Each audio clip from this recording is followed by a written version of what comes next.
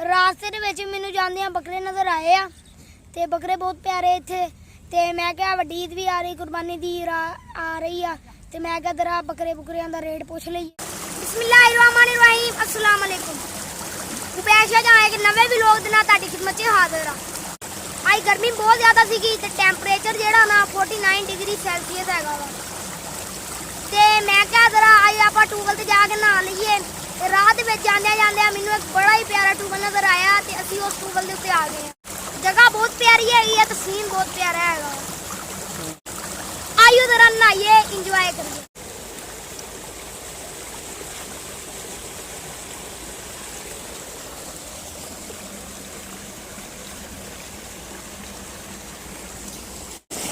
ठंडा पानी छां दे उत्ते टूबल बड़ा ही मजेदार नज़ारा है ते अगर उनते साडे को आमदी ते होर भी मजा आ जाना।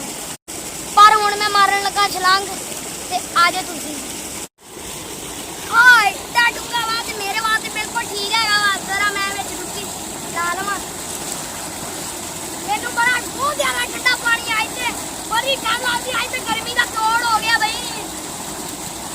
एक मैं तुहाडे वास्ते शेर कहना चाहूंगा ते जे होवे दौड़ दा शौक सजन बना लईए जेड़े रांदे मास कंगाल हैं उक्के तस्से भी नहीं छुड़ेंदे रहंदे मोडियां नाल हैं। शेर तानू कैसा लगे तुसी मैनू कमेंट दे विच दसना। गर्मी नाल तोड़ हो गया भाई बड़ा मजा आ रहा। पानी दा प्रेशर आ रहा पैप दे विचों पानी आ रहा। मैं जरा जाके वेखदा कि मैं अगे जा सकदा मैं इनू कंट्रोल कर सकदा कि नहीं। आयो जरा प्रेशर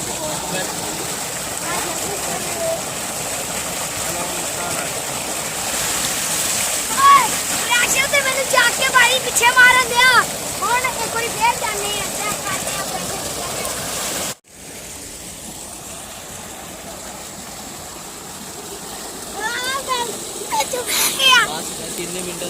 टूबल दे ते नहान दा बहुत मजा आया वा तबीयत है फ्रेश हो गई है।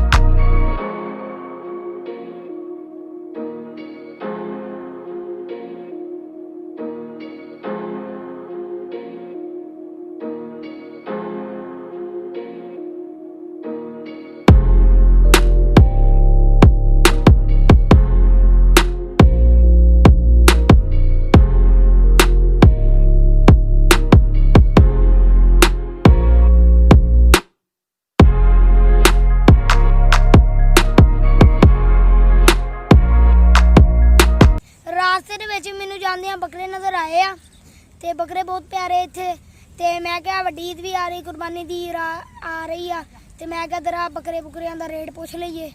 आयो मेरे नाल।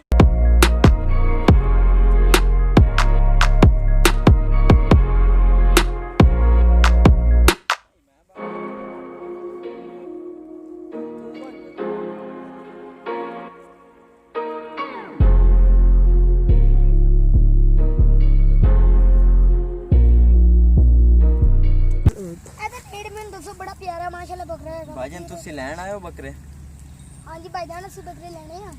अच्छा बड़ी ईद आ रही है तो मैं क्या जरा भाई ना मिल लईए अपने भाई बेली आ गया ते जरा बकरे शकरे असि लेने हैं ईद ते देख लईए। जी भाईजान दा इस टाइम वजन है 22 किलो। हां जी ये है इस टाइम 25000 रुपए दा। इस तो अलावा और ही खड़े आ वीडियो बन। हां आज तो आगे आगे आ जाओ तो भाईजान दिखाने सोने सोने कोई प्यारे दिल खुश हो जाए बंदे दा वेख के एवें दा कोई मेनू बकरा विखाओ। कितना रेट दा 38000 30 किलो वजन दा 30 किलो तो रेट 38000।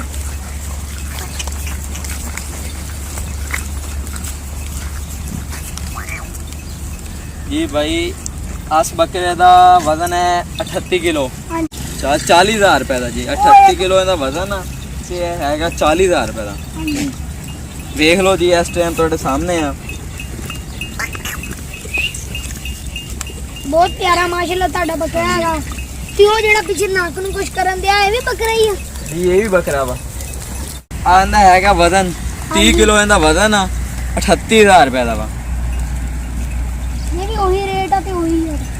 ਹਾਂ ਭਾਈ ਵੇਖ ਲਓ ਜੀ। ਬਾਕੀ ਇਲਾਕੇ ਨਾਲੋਂ ਸਾਡੇ ਜੰਗ ਦਾ ਰੇਟ ਬਹੁਤ ਕਮ ਹੈ। ਅਗਰ ਜਿਹੜੇ ਭਾਈ ਲੈਣਾ ਚਾਹੁੰਦੇ ਨੇ ਸਾਡੇ ਨਾਲ ਰਾਬਤਾ ਕਰ ਸਕਦੇ ਨੇ। ਅੱਛਾ ਮੈਂ ਜੀ ਭਾਈ। ਤੇ ਇਹ ਦੋ ਜਿਹੜੇ ਬੱਕਰੇ ਖਲੇ ਆ ਮੋਟੇ ਤਾਜ਼ੇ ਮਾਸ਼ਾਅੱਲਾ ਬਹੁਤ ਪਿਆਰੇ ਬੱਕਰੇ ਆ, ਇਹਨਾਂ ਦਾ ਕੀ ਰੇਟ ਸ਼ੇਟ? ਜੀ ਭਾਈ ਇਹਦਾ ਵਜ਼ਨ ਹੈਗਾ ਵਾ 50 ਕਿਲੋ। 50 ਕਿਲੋ ਵਜ਼ਨ ਆ 80,000 ਰੁਪਏ ਦਾ ਵਾ। ਮਾਸ਼ਾਅੱਲਾ ਅੱਲਾ ਦੀ ਕੁਦਰਤ ਵੇਖੋ ਕਿੱਡਾ ਵੱਡਾ ਬੱਕਰਾ ਤੇ ਬਹੁਤ ਅੱਛਾ ਬੱਕਰਾ, ਮੈਨੂੰ ਤੇ ਬਹੁਤ ਪਸੰਦ ਆਇਆ ਵਾ। ਜੀ ਭਾਈ। ਤੇ ਆ ਪਿੱਛੇ ਕਾਲੇ ਰੰਗ ਦਾ ਵੀ ਖਲੋਤਾ ਹੈ, ਵੀ ਮੈਨੂੰ ਲੱਗਦਾ ਇੱਕੋ ਹੀ ਆ। ਜੀ ਇਹ ਬਸ ਇੱਕ ਹੀ ਹੈ।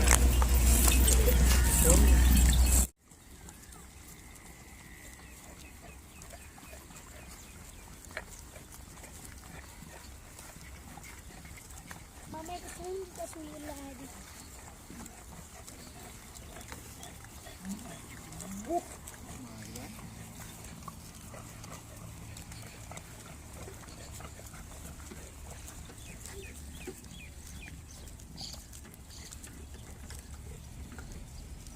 ਹੁਣ ਸ਼ਾਮ ਵੀ ਬਹੁਤ ਪੈ ਗਈ ਆ ਤੇ ਮੈਂ ਕਿਹਾ ਜ਼ਰਾ ਘਰ ਹੁਣ ਚੱਲ ਜਾਈਏ।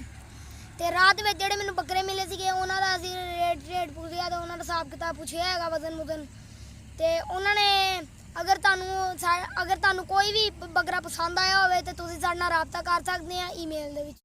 ਅਗਰ ਤੁਹਾਨੂੰ ਮੇਰਾ WhatsApp ਨੰਬਰ ਚਾਹੀਦਾ ਵਾ ਤੁਸੀਂ ਮੈਨੂੰ ਕਮੈਂਟ ਦੇ ਵਿੱਚ ਦੱਸੋ, ਤੁਹਾਨੂੰ ਮੈਂ ਆਪਣਾ WhatsApp ਨੰਬਰ ਵੀ ਦੇ ਦੂੰਗਾ ਤੇ ਤੁਸੀਂ ਸਾਡੇ ਨਾਲ ਰਾਬਤਾ ਕਰ ਸਕਦੇ ਆ ਬੱਕਰੇ ਲੈਣ ਵਾਸਤੇ।